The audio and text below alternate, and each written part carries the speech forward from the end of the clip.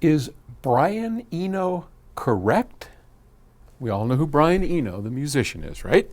Okay, I thought this was a great question. It comes to us from Glenn in Chicago, Illinois. And Glenn writes, "Hey, Paul, in the liner notes of Brian Eno's Ambient 4, he recommends having 3 speakers in a room for this reason." And it's in quotes. "I arrived at this system by accident, and I don't really know how it works. What seems to happen is the third speaker reproduces any sound that is not common to both sides of the stereo. In other words, everything that is not located centrally in the stereo image. And I assume," continues Brian Eno, "that this is because the common information is put out of phase with itself and cancels out." Okay, well, this is, Brian, if you're listening, it has been something that's been known for many, many years. It's had a number of names. Ambisonics was a name. I knew it as the Hafler circuit. So if you want to look up on Wikipedia, a wonderful resource that every time they ask me for a donation, I pop them $100. I know that not everybody can do that, but I love Wikipedia. Those guys are amazing.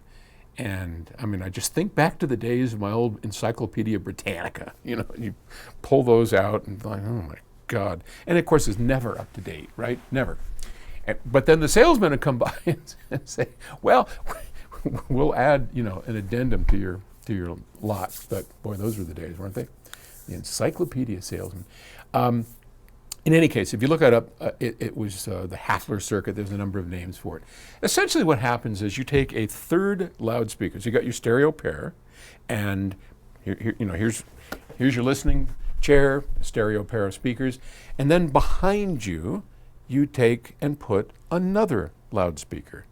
Now, that will contain, if you hook it up properly, these ambient cues like, the audience. If you have a live concert, you'll hear the audience noises. You'll hear stuff that you don't normally hear. That's adding almost like a surround sound to it, and it's really simple to do.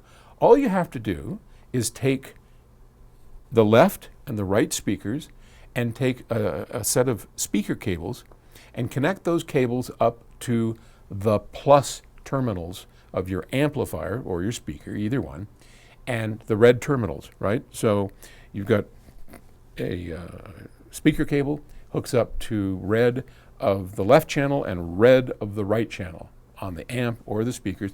Run it back and pop it into this third pair of speakers. Now, what happens is, when you have a mono signal, like here I am talking, right? If this was a stereo, both channels would be playing exactly my voice. And that puts me in the center, and that's how we get the center, that phantom center channel, because left and right have equal amplitude signals going through, right? Now everything, and so in this instance, on this Hafler circuit, you'll hear nothing.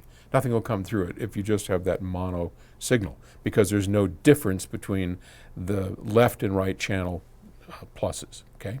As soon as we have differences, then that will start doing its magic. You'll start hearing ambient cues in the background when there's a difference between what is on the left and what is on the right channel.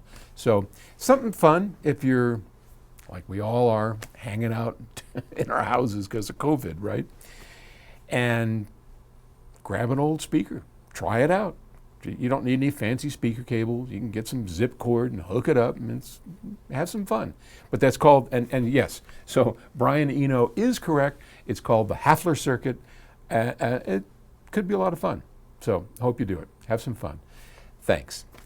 Stay safe. Bye.